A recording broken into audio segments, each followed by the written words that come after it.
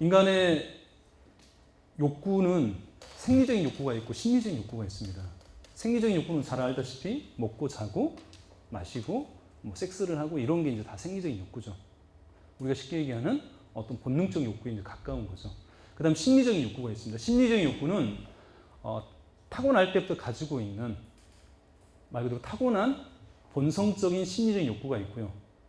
타고날 때부터 그런 부분들을 가지고 있지는 않지만 사회적인 어떤 관계나 사회적인 영향에 의해서 만들어지는 사회적 욕구가 있습니다. 타고난 심리적 욕구와 사회적 심리적 욕구가 있는데 사회적 심리적 욕구를 그냥 사회적 욕구라고 이제 얘기를 합시다. 타고난 심리적 욕구는 이 세 가지가 있어요. 사람은 누구나 다 자율적으로 살아가고 싶은 어떤 그런 욕구가 있어요. 누군가한테 간섭받지 않고 누군가한테 끌려다니지 않고 내가 스스로가 생각하고 판단하고 결정하고 살아가고 싶은 어떤 이런 욕구가 있죠. 그 욕구가 차단되면 그때부터 마음이나 정신이나 관계가 병들게 되는 거죠.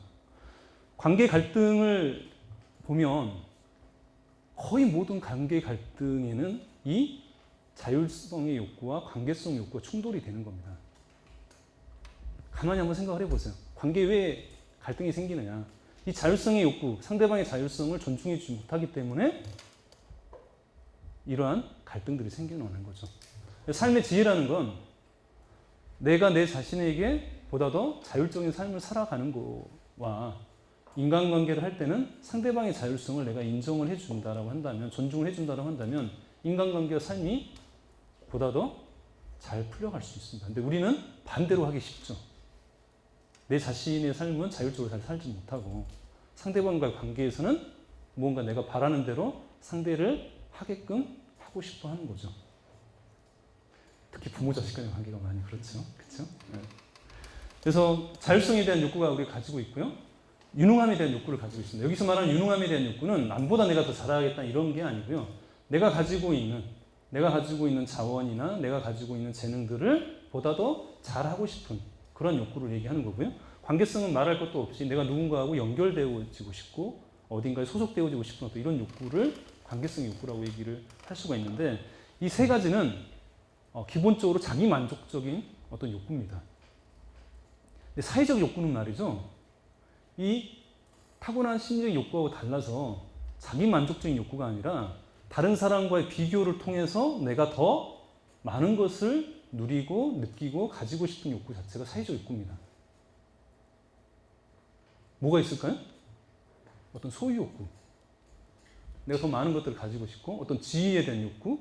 내가 남보다 더 높이 올라가고 싶고 남보다 더 많은 인정이나 칭찬을 받으려고 하는 이 인정 욕구. 이런 부분들은 사회적 욕구라는 거죠.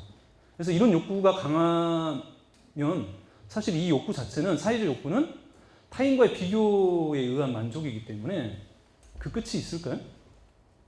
끝이 없습니다. 내가 옷을 하나 골라 입어도 나보다 더 좋은 옷을 입고 있는 사람이 또 있죠. 나보다 더 비싼 옷을 입는 사람이 있는 거죠. 사회적 욕구로서 소유욕을 가지고 있다고 한다면, 과시욕을 가지고 있다면. 그래서 이 사회적 욕구는 끝이 없어요. 그래서 우리가 사회적 욕구를 다른 말로 하면 욕망이라고 얘기를 합니다. 이 타고난 심리적 욕구는 그냥 욕구라고 얘기하는 데 비해서 이건 자기 만족적인 거기 때문에 내가 배부르고 내가 맛있다고 느끼고 내가 내 걸쳤을 때 마음에 들면 그냥 이게 좋은 거죠. 비싸고 뭐 브랜드가 있고 이런 걸 떠나서. 근데 사회적 욕구는 그러지 않다는 거죠. 그래서 욕망과 욕구를 구분하는 게 참 중요하고요. 욕망에서 벗어나서 욕구에 충실하게 사는 삶이 굉장히 행복과 관련된 삶이 될 수 있겠죠. 근데 사실 그게 또 쉽지가 않지만 그래서 지금 내가 가지고 있는 게 과연 욕구인지 욕망인지 한번 생각해 볼 필요가 있겠죠.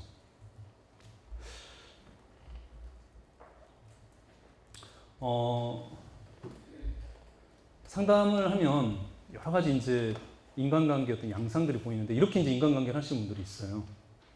나는 인생의 피해자예요. 나는 피해자라는 정체성을 가지고 있어요. 피해자가 있으면 누가 있겠습니까? 가해자가 있죠. 그래서 내가 인생의 피해자라고 생각하시는 분들은 늘 가해자를 떠올리고 있습니다.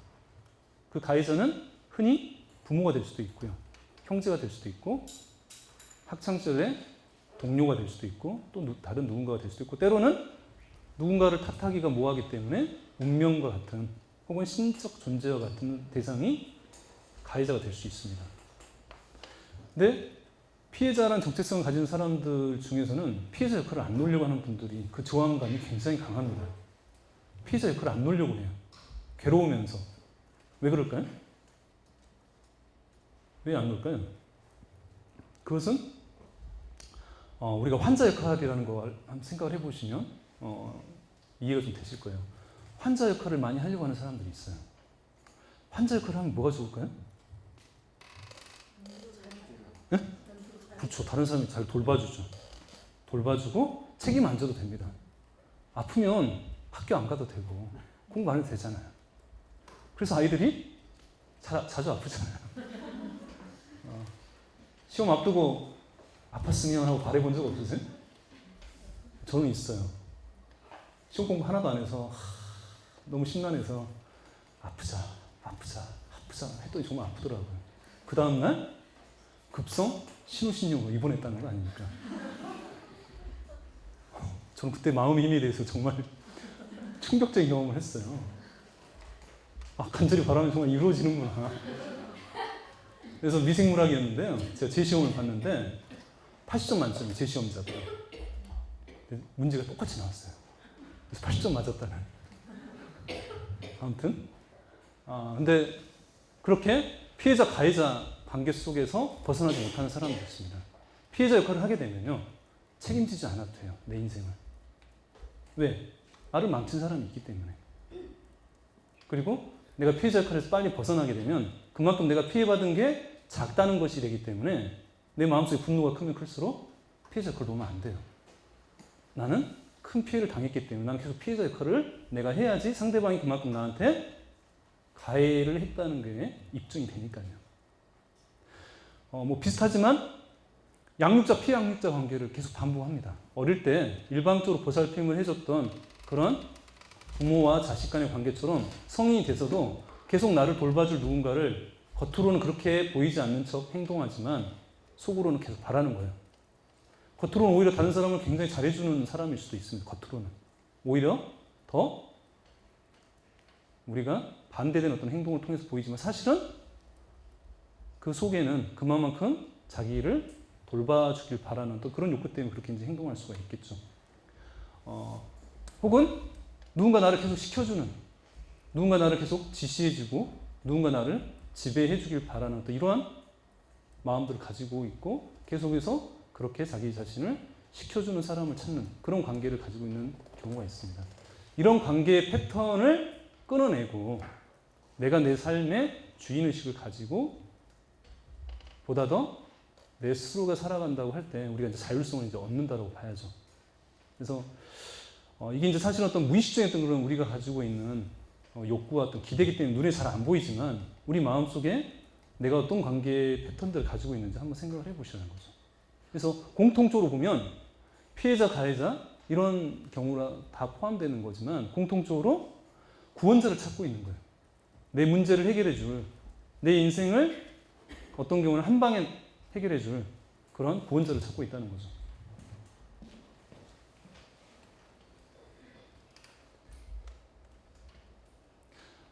자율적인 삶, 내가 내 인생을 스스로 살아가기 위해서는 네 가지 중요한 요소가 있습니다. 자기 결정력, 같이 한번 읽어볼까요? 자기 동기와 자율성 환경, 자기 조절력 이렇게 네 가지가 있는데요. 하나하나씩 보고 이 네 가지 얘기를 하면 이제 오늘 강의가 정리되고요. 질의응답을 좀 하면서 얘기를 좀 더 나눠보도록 합시다. 첫 번째는 자기 결정하는 거예요. 스스로가 결정하는 거. 당연히 중요한 얘기겠죠. 아까 가지고 있는 자기 생각, 자기 철학이 있어야 됩니다. 그냥 결정만 하면 되는 게 아니고요. 자기가 가지고 있는 삶의 가치관과 기준이 있으면 기준이 없으면 선택하기가 어려워요. 내가 가지고 있는 어떤 그런 가치 피라미드가 있으시면 선택하는데 크게 어렵지 않을 수 있어요. 나한테 뭐가 중요하고 뭐가 중요하지 않는지 보다도 이게 수직적으로 배열들이 돼 있다면 선택하는 데 있어서 보다도 용이하겠죠. 이것도 중요하고 이것도 중요하고 이것도 중요하고 이것도 중요하면 계속해서 선택하기 어렵죠. 마치 값도 제일 싸면서 재료도 제일 좋은 또 제일 좋은 이런 식당을 가려고 하는 이런 마음이 돼버리기가 쉽겠죠. 상담을 하다 보면 아까 여러 가지 시대적인 변천이 있다고 했는데 예전에는 그런 분들이 없었는데 요즘에 20, 30대랑 상담을 하면 굉장히 제가 당혹스러울 때가 있는데 그 중에는 처음에 오자마자 저한테 물어봅니다. 제가 이 남자랑 결혼해야 되겠습니까? 말아야 되겠습니까? 제가 이 사람이랑 계속 계속 살아야겠습니까? 이혼해야겠습니까? 내가 지금 휴학을 하고 반수를 해야겠습니까? 말아야겠습니까? 본인의 정말 중요한 인생의 결정을 저한테 물어보는 겁니다. 처음 봤는데. 당혹스럽죠. 근데 그만큼 이제 선택하기 이제 어려운 거죠. 어려운데, 가만히 보면, 선택도 우리가 능력인데, 이 능력이라는 것은 고정되어 있는 게 아니라 쓰면 쓸수록 점점 더 잘할 수 있게 됩니다. 선택을 안 하다 보니까 사실 선택을 못 하는 거지, 선택을 하다 보면 점점 더 잘하게 돼요. 그래서 가만히 보면 마음이 어느 한쪽이라도 조금이라도 기우는 게 있어요. 51대 49라 하더라도 어느 한쪽으로 기울어져 있죠. 근데 우리가 선택을 잘 못하는 것은 자꾸 후회와 미련이 남기 때문이죠. 이걸 하자니 49가 이제 걸리는 거죠, 마음에 계속. 근데요, 사실은 가만히 생각을 해보면 후회 없는 선택을 우리가 바라고 있지만 후회 없는 선택이 있을까요?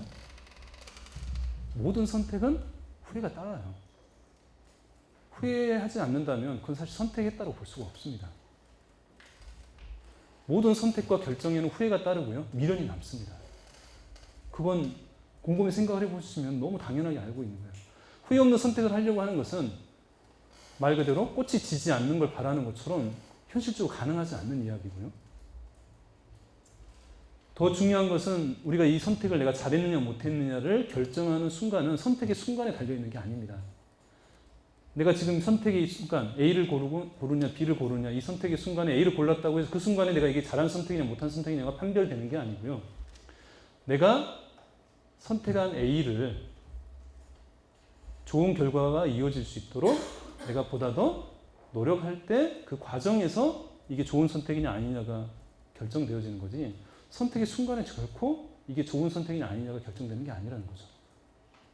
내가 좋은 추억을 많이 담으려고 카메라를 샀다면 저 카메라를 살 거 저 기능이 있는데 뭐 이런 고민들이나 후회를 할 수 있지만 사실 본래적인 목적, 추억을 많이 담으려고 한다면 그 본래적인 목적에 충실하고 보다 더 많이 담는다면 그게 좋은 선택이라는 거죠. 그 기능이 뭐가 하나 더 붙어있고 덜 붙어있고 이런 걸 떠나서. 그래서 선택이라는 것은 하면 할수록 보다 더 잘할 수 있다는 걸 말씀드리고 싶고, 그래서 어렵더라도 선택을 했으면 좋겠고요. 선택을 하고 나서 그런 부분들을 설사 나중에 잘못 선택했다라고 느껴질 수도 있습니다.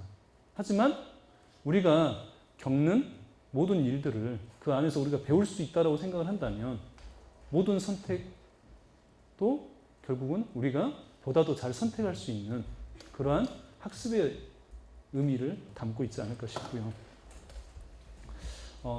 중요한 얘기를 같이 한번 해볼까 싶습니다. 젊은 분들이 좀 있어서 이 이야기에 좀 관심이 있을 것 같은데, 자기 자신의 열정을 만나고 싶잖아요. 그렇지 않으세요? 내 내면의 열정을 만나고 싶으시잖아요. 자기 자신의 열정과 만나는 법에 대해서 얘기를 잠깐 좀 나눌까 합니다. 내 안의 열정을 어떻게 만날 수 있느냐. 네?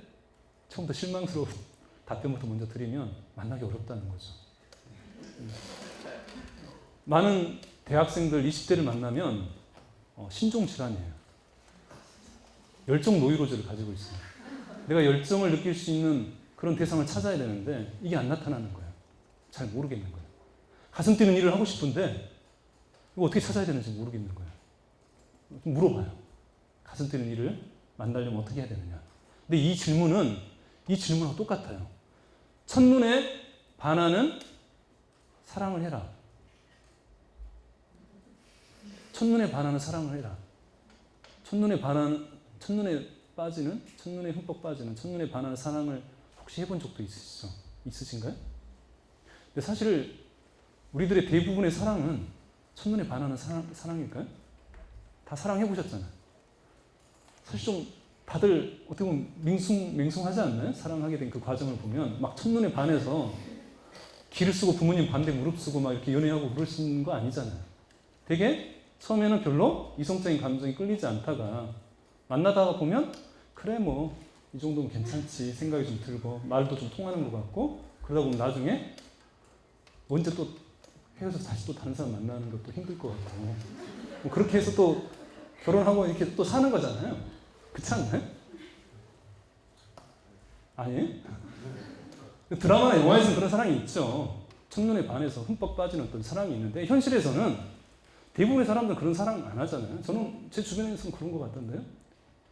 근데 열정을 만나는 것도 마찬가지라는 거죠. 내 가슴 뛰는 일을 만나는 것도 그렇게 만나기 어려워요. 똑같아요. 그럼 만날 수 없느냐? 아니에요. 아까 얘기했던 것처럼 첫눈에 반하지 않는 사랑은 그러면 가슴 뛰는 사랑이 아니냐? 그건 아니죠. 처음에는 말 그대로 밍숭맹숭했지만 나중에 물에 젖어드는 어떤 그런 점점 젖어들면서 가랑비에 옷 젖듯이 점점 젖어들어서 어느 순간에는 가슴 뛰는 어떤 그런 순간들을 맞이하게 되죠. 다만 그 진행되는 속도가 좀 느리죠. 처음부터 이렇게 막 가슴 뛰는 게 아니라 시간이 지나서 어느 순간에 친해지다가 어느 순간에 그렇게 이성적인 감정으로 발달되는 어떤 이런 단계가 이제 있는 거잖아요. 우리가 스스로 살아가려면 내적 동기로 살아가야 됩니다. 내적 동기란 건 말 그 자체로 그 행위 자체가 나한테 즐거움을 주는 거죠. 보상이나 어떤 결과와 상관없이 그 행위 자체로 나한테 즐거움을 주는 겁니다. 내가 무언가를 하기로 하는데 도전하는데 지금 두렵다. 내적 동기를 가지고 있다면 별로 두렵지 않아요. 왜냐하면 그 행위 자체로 나한테 즐거움이나 만족감을 주기 때문에 그 결과하고 상관없이 내가 뛰어들 수가 있겠죠. 우리가 두려운 것은 자꾸 그 결과를 생각을 하기 때문에 두려운 거죠. 근데 내적 동기는 말 그대로 그 행위 자체로 나한테 즐거움을 주기 때문에 굉장히 최고의 어떤 그런 에너지를 우리한테 주겠죠. 이게 바로 얘기하는 열정이죠. 그 다음에 외적 동기는 우리가 무언가 여기 오신 분도 외적 동기 오신 분이 있을지 모르겠지만 아무튼 우리가 일을 하거나 공부를 할 때 우리가 어떤 동기로 하는지 생각을 해보면 가장 낮은 단계의 동기는 회피 동기입니다. 내가 처벌을 받기 싫어서 그 다음에 부정적인 평가를 받기 싫기 때문에 내가 일을 하는 거예요. 안 잘리려고. 보상은 일단 물질적인 보상이 있는 거죠. 내가 인센티브를 받으려고 혹은 내가 공부하면 엄마가 핸드폰 바꿔주니까 뭐 게임 시켜주니까 이렇게 해서 공부하는 게 이제 이런 물질적인 보상이고요. 그 다음 정신적 보상도 있죠. 내가 공부를 잘하면 내가 일을 잘해서 내가 인정을 받으려고 내가 보다 더 유능한 사람이라는 어떤 평가를 받기 위해서 특히 자기 존재감이 낮을수록 뭔가 내 스스로가 일을 통해서 내 가치감을 입증해 보이고자 하는 어떤 이런 강박적인 행동들을 많이 해서 일 중독이 많이 생길 수가 있겠죠. 아무튼 그 다음 단계는 당위입니다. 당위. 해야 되니까. 의무나 어떤 당위로서 내가 일을 하거나 공부를 하는 거죠. 이런 부분들은 전부 다 외적 동기입니다. 누가 볼 때랑 안 볼 때랑 차이가 있어요. 결과가 좋을 때랑 안 좋을 때랑 굉장히 차이가 있고 이런 기본적으로 외부에서 동기부여가 되기 때문이죠. 하지만 내적 동기는 보다 더 내 안에서 동기가 부여되는 거죠. 그러면 이 내적 동기와 외적 동기가 이렇게 기계적으로 분리되어 있냐? 절대 그렇지 않아요. 내적 동기에서 외적 동기로 옮겨갈 수도 있고요. 외적 동기에서 내적 동기로 내려올 수도 있습니다. 아까 열정을 만나는 걸 얘기를 지금 하고 있는데요. 그러면 외적 동기인 사람은 내적 동기로 옮겨가지 못하느냐? 그렇지 않습니다. 열정을 처음에 못 느꼈다라고 한다면 계속 못 느끼는 게 아니고요. 열정과 만나는 순간들이 있습니다.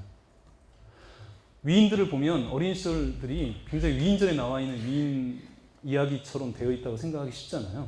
근데 그건 위인전에 있는 위인들의 이야기입니다. 대부분의 어떤 한 분야에 탁월한 일을 업적을 이렇게 남긴 사람들의 어린 시절을 보면 우리랑 다르지 않아요. 그 사람들이 어릴 때부터 눈 뜨고 뭐 5살부터 눈 뜨자마자 피아노 앞에 가서 작곡하고 뭐 아주 어릴 때 마국간에 가서 뭐 이렇게 알을 품고 있고 이런 것을 다 하는 게 아니라는 거죠. 대부분의 위인들은 왜 그런 분야의 일을 하게 됐냐면 부모의 손에 이끌려서 선생님의 손에 이끌려서 우연찮게 그 일을 하게 됐는데 처음에 별로 흥미를 느끼지 못하는 거예요.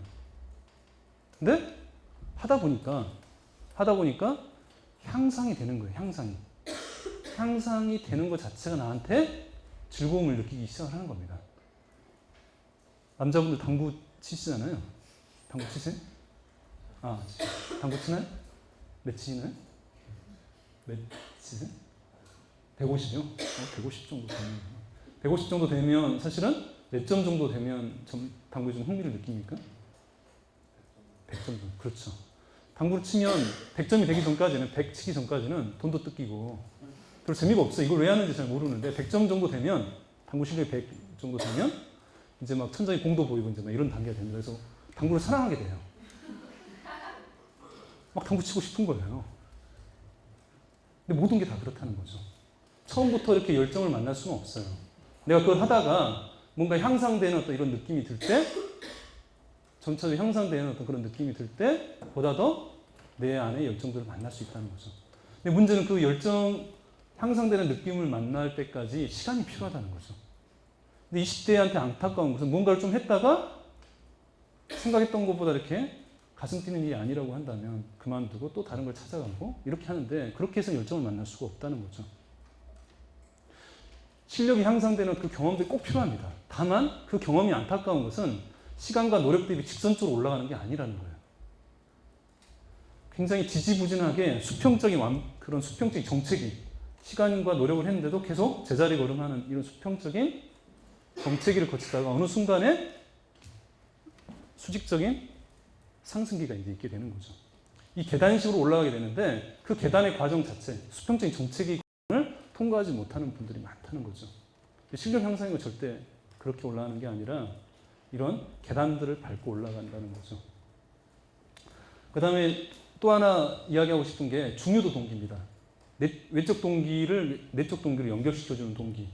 중요도 동기라는 것은 너무 당연한 얘기지만 내가 그걸 잘하지는 못하지만 그게 나한테 굉장히 중요해요. 내가 디자이너가 되고 싶지만 디자이너가 되고 싶은데 디자이너를 되려면 유학을 가야 돼요. 유학을 가려면 언어를 해야 돼요. 근데 언어는 별 자신이 없어. 하지만 내가 유학을 가고 디자이너가 되기 위해서는 영어는 굉장히 중요하죠.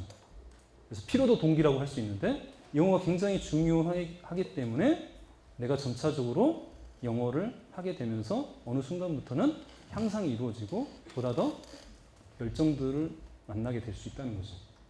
혹은 좀 더 중요도 동기 중에서 높은 동기는 피로도 동기가 아니라 의미 동기인데 내가 굉장히 이 일 자체가 의미가 있고 가치가 있다라고 내가 느끼게 되면 굉장히 내 안에 열정을 만날 수가 있죠.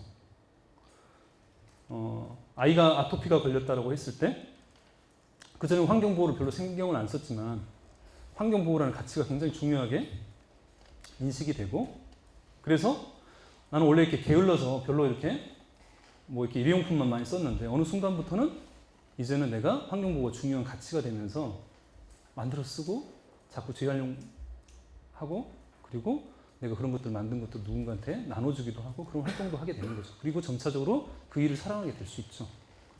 그래서 보다 더 향상되는 느낌 그리고 의미와 가치 혹은 좀 더 낮은 단계는 필요성 이런 부분들을 만나게 되면 얼마든지 외적 동기 처음에 별로 흥미롭지 않았던 일들도 점차적으로는 내적 동기가 될 수 있다는 거죠. 그래서 너무 처음부터 첫눈에 바라는 사랑을 할 그런 기대를 안 하시는 것처럼 기대를 많이 하시더라고요. 근데 아무튼 그런 것처럼 이 열정은 갑자기 이렇게 찾아오는 게 아니라는 거죠. 서서히 내가 맞이할 그리고 시간과 노력을 들어갔을 때 만날 수 있다는 걸 꼭 얘기 드리고 싶고요. 두 가지 얘기가 좀 남았습니다. 어떻게 보면 오늘 가장 중요한 이야기를 좀 해드리고 싶고요. 다른 얘기는 다 잊어버리고 가셔도 이 이야기만큼은 놓치지 마셨으면 좋겠다 생각이 듭니다. 인간은 아까 말씀드린 것처럼 우리가 누구나 다 잘 알고 있듯이 가장 약한 존재로 세상에 태어납니다. 하지만 가장 많은 발전과 성장을 하고 만물의 영장으로 살아가죠. 여러 가지 이유가 있지만 그 가장 큰 이유를 저는 가장 생명체 중에서 뛰어난 학습 능력을 가지고 태어났기 때문이라고 생각을 합니다. 학습 능력이 있는 거예요. 타고난 능력이 아니라 배울 수 있는, 태어나서 배울 수 있는 능력을 우리는 타고난 거죠. 근데 그 학습 능력 중에서 핵심은 바로 네 글자로 압축할 수가 있습니다. 시행착오입니다. 학습의 핵심은 시행착오예요. 내가 무언가를 시도를 했다. 시도한 대로 내가 원하는 데 결과 안 나오죠. 에러가 나죠.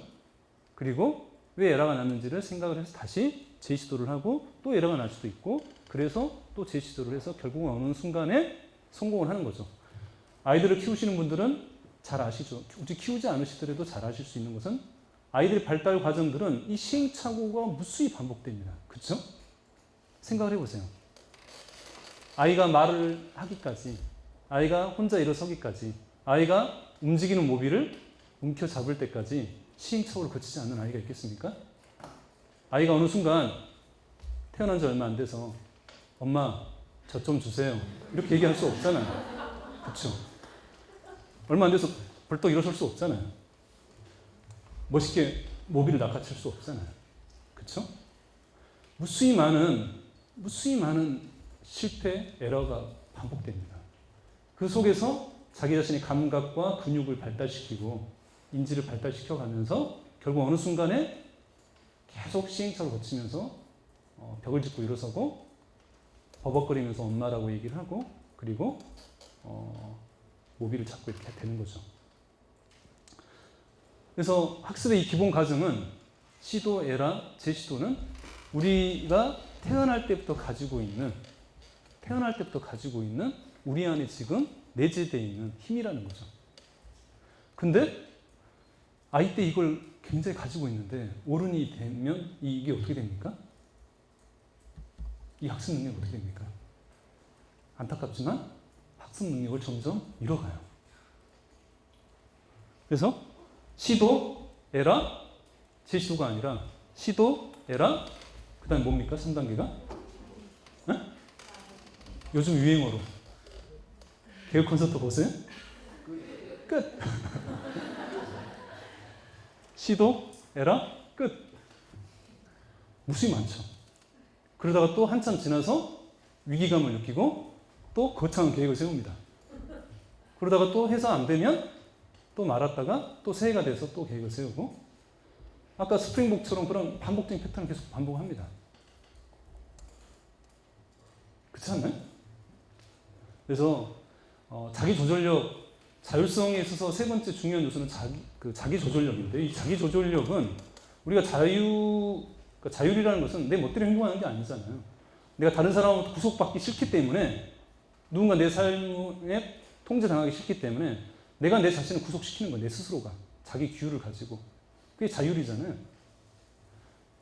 그렇기 때문에 이 자기 조절력이라는 게 분명히 필요한 거고요. 이 자기 조절력의 핵심은 내 계획대로 하는 게 아니에요. 내 계획대로 꼭 지키는 게 중요한 게 아니고요. 이 자기 조절력의 핵심은 내 계획대로 되지 않았을 때 왜 안 되는지를 살피고 다시 시도하는 것이 자기 조절력의 핵심적인 겁니다. 근데 많은 사람들이 계획대로 하는 것을 자꾸 의지력이라고 생각을 하고 자기 조절력이라고 생각하는데 절대 그렇지 않다는 거죠. 그렇게 목표를 가지고 있는 순간 계속 반복을 하는 겁니다. 하지만 내가 제시도 능력을 향상시키는 게 중요하다고 생각을 하게 되면 내 뜻대로 안 됐을 때 어떻게 반응하겠어요? 끝이 아니고 내가 학습 능력을 발휘할 시간이 온 거죠. 그래서 그런 부분들을 보완해서 다시 시작을 할 수 있겠죠. 처음부터. 그래서 사실은 실패를 예상해야 됩니다. 계획을 세울 때는. 실패할 때 내가 어떻게 대처하고 어떤 마음가짐을 가질지 내 뜻대로 되지 않았을 때 내가 어떻게 행동을 할지 마음 먹을지 미리 생각을 하시고 나아가는 게 필요하고요. 그래서 변화의 과정이라는 것은 중단 없는 전진이나 후퇴 없는 그러한 전진은 존재하지 않습니다. 모든 변화의 과정은 후퇴, 정체, 이런 위기들, 이런 에러들을 분명히 자연스러운 과정 속에 포함되어 있고요. 그 속에서 우리가 보다 더 자기 조절력을 획득해 나갈 수가 있죠. 그래서 앞으로 뭔가를 하고자 할 때 계획대로 꼭 해야겠다 이렇게 생각하지 마시고요. 계획대로 되지 않았을 때 재시도를 하겠다는 어떤 그런 마음가짐으로 무언가를 시작을 하시면 참 좋을 것 같아요. 그게 제가 실행력이나 어떤 그런 게으름 습관 개선이나 이런 훈련들을 하면서 항상 강조하고 같이 하는 어떤 그런 포인트입니다. 그래서 내가 무언가 뜻대로 안 됐지만 거기서 포기하지 않고 다시 보완을 해서 재시도를 해서 내가 무언가를 성취했던 경험들을 한번 가지게 되면 그 다음부터는 예전의 삶과 굉장히 다른 삶을 살게 됩니다. 그리고 아까 얘기했던 것처럼 학습 능력이 굉장히 비약되는 순간을 맞이하게 되는 거죠. 정신과 치료도 마찬가지입니다. 계속 내가 도망쳤다가 인간관계에서 갈등이 생기면 참고 이제 아니야라고 어느 순간에 단절을 하고 또 다른 사람하고 관계를 하는 이런 고정적인 패턴에서 벗어나서 갈등이 생기는 것을 참는 게 아니라 내가 그 상대방과 이야기를 하고 내가 당신이 이렇게 이야기를 해서 내가 속상했다라고 이렇게 얘기를 하고 그런 갈등들을 풀어나가는 이런 한 번의 경험들을 하게 되면 갈등을 풀어보는 그런 관계의 경험들을 하게 되는 순간 인간관계의 능력이라는 게 굉장히 비약적으로 향상되죠. 그래서 이 재시도하는 것 자체가 학습 능력의 핵심이라는 걸 꼭 잊지 마셨으면 좀 좋겠고요. 마지막 이야기는 결국은 자율성이라는 것은 나 혼자 자율적이라고 뭐 생각하고 살아간다고 해서 되는 건 아니고요. 세월호 그 선원들을 보시면 알겠지만 말 그대로 타율적인 환경에서는 아무리 자율적인 사람들도 점차적으로 타율화가 되겠죠. 그래서 자율성 환경이 좀 중요하다는 얘기를 마지막으로 드리고 싶고요. 뭐 이야기를 하다 보면 너무 좀 길어질 것 같은데 간단하게 얘기를 하면 결국 우리가 내 자신과 다른 사람을 자율적인 존재라고 믿을 수 있을 때 사실은 자율성은 발달할 수가 있습니다. 근데 많은 사람들이, 많은 부모님들이 우리 아이가 자율적인 존재라는 걸 믿지 않아요. 얘는 시켜야지 말을 듣고 엄마가 없을 때는 공부를 안 할 것이다라고 이렇게 생각을 하죠. 그게 사실은 맞는 얘기일 수도 있죠.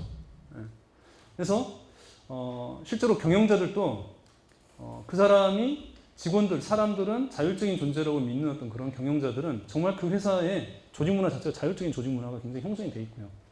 시켜야지 말 듣고 뭔가 감시를 해야지 일을 한다라고 생각하는 그런 마인드를 가지고 있는 경영자의 회사를 가보면 굉장히 그러한 통제가 많고 말 그대로 타율적인 조직 문화가 말 그대로 형성이 돼 있죠. 집도 똑같죠. 우리가 우리 자신을 자율적인 존재라고 믿으면 우리 아이들을 좀 더 자율적인 존재라고 믿어준다라고 한다면 보다 더 자율성이 발달되는데 지금 그렇게 믿지 못해요.